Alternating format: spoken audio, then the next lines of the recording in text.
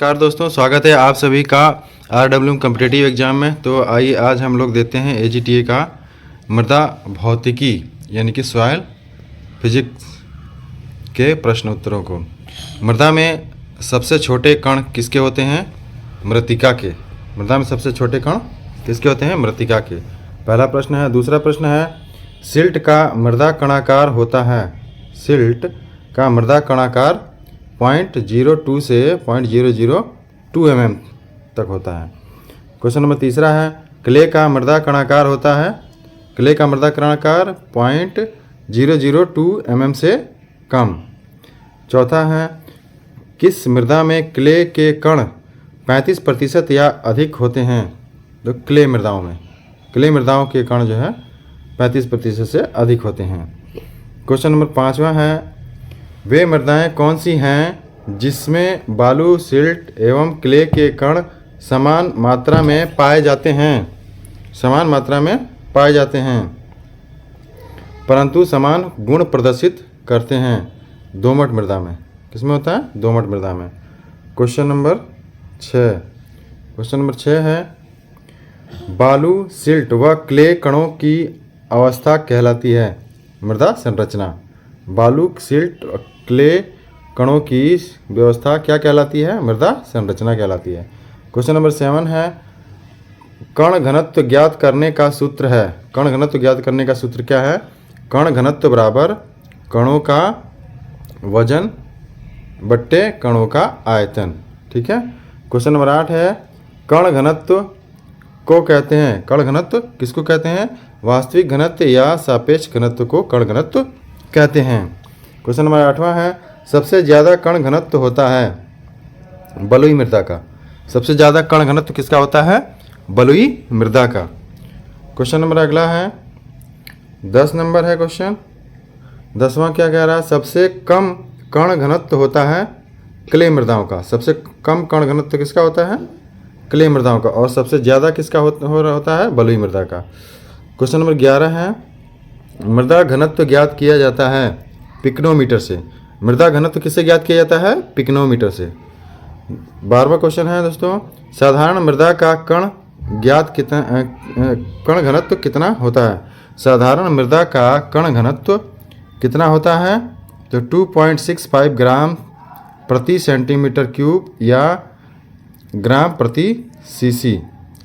Question number 13 है, स्थूल घनत्व यानी कि बल्क डेंसिटी ज्ञात करने का सूत्र।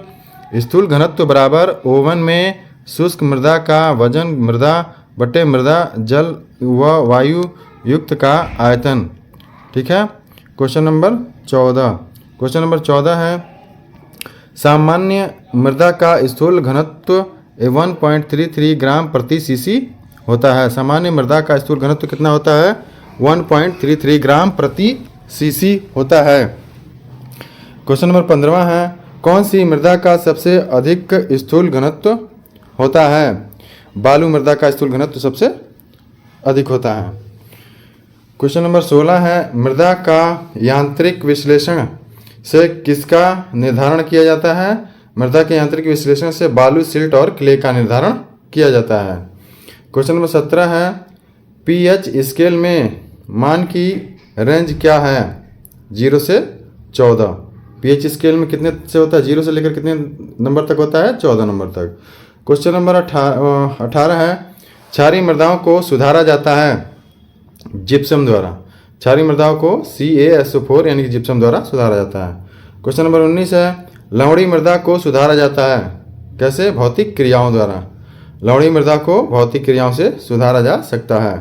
क्वेश्चन नंबर 20 है, अधिक अम्लीय मृदाओं में विषैला प्रभाव किन तत्वों का होता है? अधिक अम्लीय मृदाओं में विषैला प्रभाव किसका होता है? एल्यूमिनियम का, आयरन का और मैग्नीज का। एल्यूमिनियम, आयरन और मैग्नीज का अधिक अम्लीय मृदाओं में विषैला प्रभाव होता है। क्वेश्चन नंबर 21 है, यदि मृदा का pH मान 8.5 से कम EC है और 4 डेसी साइमन प्रति मीटर से अधिक ESP 15 से कम है तो वह मृदा कहलाएगी, लवणी कहलाएगी। क्या कहलाएगी? अगर पीएच मान 8.5 से कम है और ईसी 4 डेसी साइमन प्रति मीटर से अधिक है और ईएसपी 15 से कम है तो वह मृदा लवणी मृदा कहलाएगी। क्वेश्चन नंबर 22 है, यदि मृदा में सोडियम यानी कि Na आयन की मात्रा अधिक हो तो मृदा कौन सी होगी? क्षारीय मृदा होगी। कौन सी मृदा होगी? क्षारीय मृदा होगी। क्वेश्चन नंबर 23 है, ह्यूमस